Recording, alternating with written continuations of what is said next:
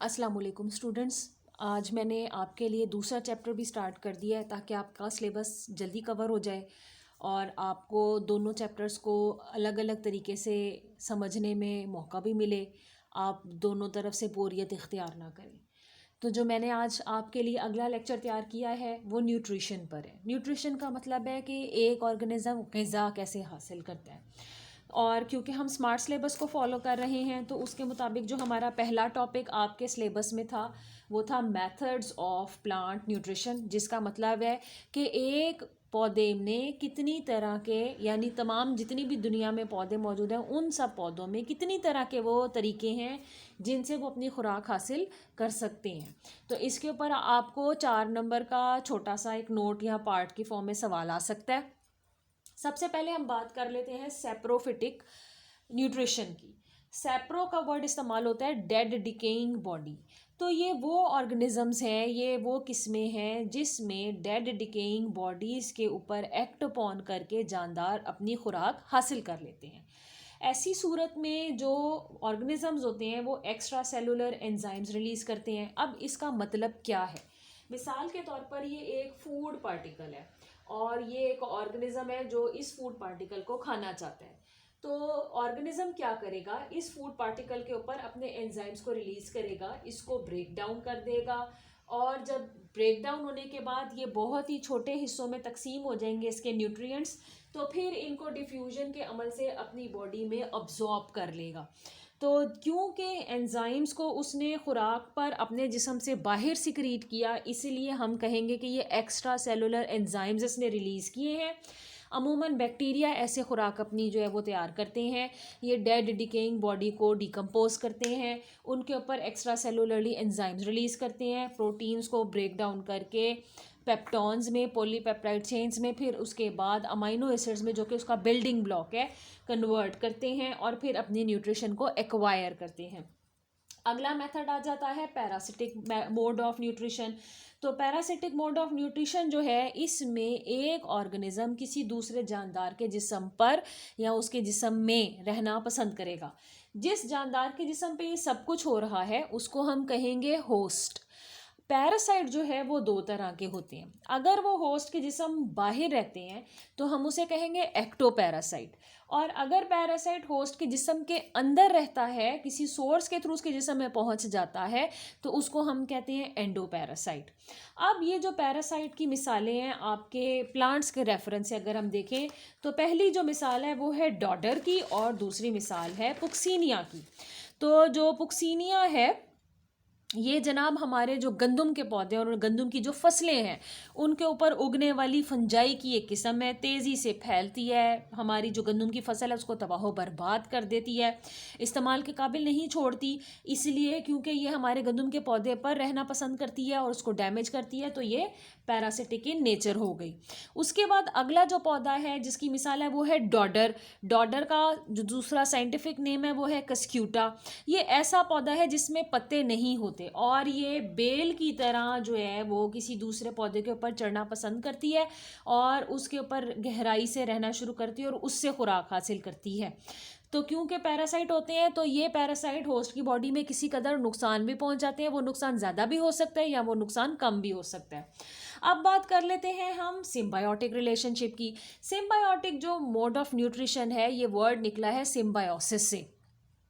Symbiosis क्या होती है? सिम्बायोसिस है 2 जानदारों का मिलजुल कर इकट्ठे रहना, और जब 2 जानदार मिलजुल कर बेनिफिट्स को देखते हुए इकट्ठे रहना पसंद करते हैं एक दूसरे के साथ, तो उस एसोसिएशन को हम कहते हैं सिम्बायोसिस, और उस मोड ऑफ न्यूट्रिशन को हम कहते हैं सिम्बायोटिक मोड ऑफ न्यूट्रिशन। तो सिम्बायोटिक मोड ऑफ न्यूट्रिशन पौधों में बहुत पाई जाती है। आपकी बुक में इसकी 2 मिसालें हैं, लाइकन एंड माइकोराइजा। पेपर में अक्सर सवाल पूछा जाता है, what do you know about lichens या what do you know about mycorrhiza. तो इस पैराग्राफ में दोनों के बारे में जो मालूमात लिखी है आपको वो बतानी है, तो आपको शॉर्ट क्वेश्चन में इसके पूरे 2/2 मार्क्स मिलेंगे। नंबर 1, लाइकन क्या होता है? फंजाई और अलजी अगर मिलकर एक एसोसिएशन बना लें और साथ रहना शुरू कर दें म्यूचुअल बेनिफिट के लिए, तो इस एसोसिएशन को हम कहते हैं लाइकन। माइकोराइजा अगर हायर प्लांट्स जिनकी बहुत बड़ी बड़ी रूट्स होती हैं, अमूमन ये एंजियोस्पर्म्स होते हैं ज़्यादातर, तो वो प्लांट्स उनकी अगर रूट्स वगैरह में या उनके साथ एसोसिएट होकर फंजाई रहना शुरू कर दे तो फिर हम इस एसोसिएशन को कहेंगे माइकोराइजा। लाइकन में क्योंकि अलजी आपको पता है कि ये पौधों जैसे होते हैं, लेकिन इनकी बॉडी थैलस बॉडी होती है, जड़ तना पत्ता इनमें नहीं होता, लेकिन ये फोटोसिंथेसिस कर सकते हैं। तो अलजी खुराक तैयार कर लेता है और फंजाई उसका हिस्सेदार बन जाता है इस खुराक में। और अलजी को जिन चीज़ों की ज़रूरत पड़ती है जो उसकी पहुंच में नहीं आ रही होती इस मेथड को करने के लिए जिसमें वो खुराक तैयार करता है, यानी फोटोसिंथेसिस, वो चीज़ें सप्लाई करने का काम फंजाई कर लेता है। इसी तरह माइकोराइजा में भी हम देखते हैं कि फंजाई जो हैं वो पौधों की रूट्स वगैरह में प्रोटेक्शन के लिए रहते हैं, उनको तहफ़्फ़ुज़ भी मिल जाता है और पौधे की तैयार शुदा खुराक को वो हासिल भी कर लेते हैं और जनाब उन्हें खुराक भी नहीं तैयार करनी पड़ती क्योंकि फंजाई अपनी खुराक को तैयार नहीं कर सकता। इसमें फोटोसिंथेसिस नहीं होती, इसमें क्लोरोप्लास्ट क्लोरोफिल नहीं होता। तो फंजाई क्या करता है, पौधे की जो जड़ें जिस दूर दराज एरिया की तरफ नहीं पहुंच पाती या जब पानी उन हिस्सों में नहीं पहुंच सकता जो पौधे की जड़ जहां तक फैली हुई है, तो फंजाई जो दूर दराज तक फैले होते हैं वो वाटर सप्लाई करते हैं, हेल्प करते हैं, न्यूट्रिएंट्स को अब्जॉर्ब करते हैं और पौधों को पहुंचाते हैं ताकि पौधे जो हैं वो उसको जज़ब कर लें, उसको फंजाई से पिक कर लें और फिर अपनी खुराक तैयार कर लें। उसके बाद लिग्यूमिनस प्लांट्स की जो है वो जिक्र किया गया है। लिग्यूमिनस प्लांट्स उन प्लांट्स को कहते हैं जिनका ताल्लुक फैमिली लिग्योमाइनोस से है, क्योंकि दुनिया में लाखों करोड़ों की तादाद में पौधों की किस्में पाई जाती हैं, तो हमने इनको आसानी के लिए बहुत सारी फैमिलीज़ में डिवाइड किया हुआ है। तो अनफॉर्चुनेटली स्मार्ट सिलेबस की वजह से फैमिलीज़ आप तो नहीं पढ़ सके, लेकिन लिग्यूमिनस प्लांट जो हैं दे बिलोंग टू फैमिली लिग्यूमाइनोसे, और इसी से ताल्लुक़ रखने वाला जो एक इम्पॉर्टेंट पौधा है वो मटर का पौधा है, पी प्लांट है।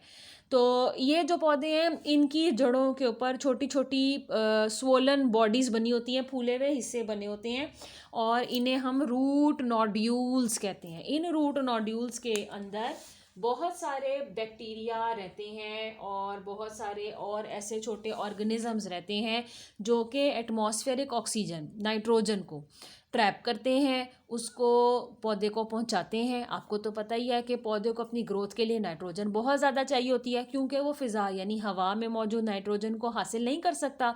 तो ये काम करने के लिए ये बैक्टीरिया इसकी मदद करते हैं जो कि इसको नाइट्रोजन ट्रैप करके देते हैं, नाइट्रेट और नाइट्राइट में कन्वर्ट करके देते हैं, जिसकी वजह से पौधा इसको अब्जॉर्ब कर लेता है, अपनी ग्रोथ के लिए इस्तेमाल कर लेता है। ऐसे पौधे का फ़ायदा हो जाता है। अगला जो हमारा हिस्सा है और लास्ट हिस्सा इस टॉपिक का वो है इंसेक्टिवोरस प्लांट्स। तो इंसेक्टी का मतलब है कि ये हशरात खाते हैं और वोरस का मतलब है इनके खुराक हासिल करने का तरीका, खाने का तरीका। तो इसमें 3 मिसालें आपकी बुक में कोट की गई हैं। पहला है सेरासीनिया जो कि आम ज़बान में पिक्चर प्लांट के नाम से मशहूर है। उसके बाद है डायोनिया, ये वीनस फ्लाई ट्रैप के नाम से मशहूर है। और तीसरा जो है वो सन ड्यू प्लांट है जो कि मशहूर है जनाब, इसका नाम है डॉर्सेरिया इंटरमीडिया। पिक्चर प्लांट आप देख सकते हैं कि इसकी शक्ल, इसका जो पत्ता होता है उसकी शक्ल सुराही के जैसी होती है और उसके ऊपर ढक्कननुमा हिस्सा बना होता है। हशरात इनमें स्मेल की वजह से और इनकी कलर्स की वजह से इनकी तरफ अट्रैक्ट होते हैं, इनके ऊपर आकर बैठते हैं, लेकिन इनमें चिपकने वाली सिक्रीशंस पैदा होती हैं जिसकी वजह से हशरात जब इनके ऊपर आकर बैठते हैं तो हशरात को उठने का मौका नहीं मिलता, वो चिपक जाते हैं और ये लिड भी क्लोज हो जाता है। उसके बाद इस पिक्चर प्लांट के अंदर रहने वाले बैक्टीरिया एंजाइम्स रिलीज़ करके इस इंसेक्ट को डिकम्पोज करने की कोशिश करते हैं और इसके जिस्म से जो नाइट्रोजन कंटेनिंग कंपाउंड्स हैं ये वो हासिल करते हैं। असल में ये वो पौधे होते हैं जो दुनिया में ऐसी जगहों पर उगते हैं जहाँ पर दलदली एरिया है, दलदल पाई जाती है, जहाँ पर नाइट्रोजन बहुत कम होती है। तो ये पौधे क्योंकि रेगुलर फोटोसिंथेसिस इसलिए नहीं सही से कर पाएंगे क्योंकि इन्हें नाइट्रोजन नहीं मिल रही ग्रोथ करने के लिए, तो वो नाइट्रोजन की कमी को इस तरीके से पूरा करते हैं जब वो इंसेक्ट्स को खाना शुरू कर देते हैं। तो इस पौधे का नाम है जनाब पिक्चर प्लांट, सारसीनिया परप्यूरिया। इस तरह से ये इंसेक्ट्स को पकड़ता है। अगला हमारा जो प्लांट है वो जनाब है वीनस फ्लाई ट्रैप, फ्लाई का मतलब है मक्खी, ट्रैप का मतलब है कि जो उसको जकड़ ले, उसको लुभा कर पकड़ने की कोशिश करे। और ये जो इनका पत्ता है ये 2 हिस्सों पर मुश्तमिल होता है, हर हिस्से को हम लोब कहते हैं, जैसे एक लोब ये है, एक लोब ये है। तो इसकी लोब के एज पर आप देखते हैं कि स्पाइन लाइक स्ट्रक्चर्स बने हुए हैं, कांटे बने हुए हैं। तो ये मेरे हाथ की तरह इसके ये 2 लोब्स होते हैं। जब यहाँ इंसेक्ट आकर बैठता है तो इंसेक्ट को उठने नहीं दिया जाता, उसको स्टिकी सिक्रीशन से काबू कर लिया जाता है। साथ ही इसके कांटे एंटेंगल ऐसे कर कर उसको बिल्कुल जो है वो इमोबलाइज कर देते हैं, हत्ता कि जो हशरात यहाँ पर आकर ट्रैप हो जाते हैं वो बाहर नहीं निकल सकते। और फिर उनको डाइजेस्ट किया जाता है और उनसे नाइट्रोजन कंटेनिंग कंपाउंड और अपनी जो न्यूट्रिशन की रिक्वायरमेंट है उसको पूरा किया जाता है। तीसरा जो हमारा पौधा है वो है सनड्यू, जो कि मैंने यहाँ रफ स्केच में नीचे बनाया है। इसमें आप देख सकते हैं कि बाजूनुमा साख्ते हैं, कुछ डिफरेंट सी हैं, इनको टेंटिकल्स बोला जाता है। इनके टिप पर फूले हुए हिस्से होते हैं जिनमें ग्लैंडुलर स्ट्रक्चर्स होते हैं। ग्लैंडुलर स्ट्रक्चर क्या होता है? जो कि कोई रतूबत पैदा कर सके। ये रतूबत यहाँ क्या होती है? ये रतूबत यहाँ पर स्टिकी सिक्रीशन होती है। स्टिकी सिक्रीशन क्या है? जो कि गूंद के जैसी हो, जो हशरात को अपनी तरफ माइल कर ले और उनको अपने साथ चिपका ले ताकि हशरात वहाँ से निकल ना सकें।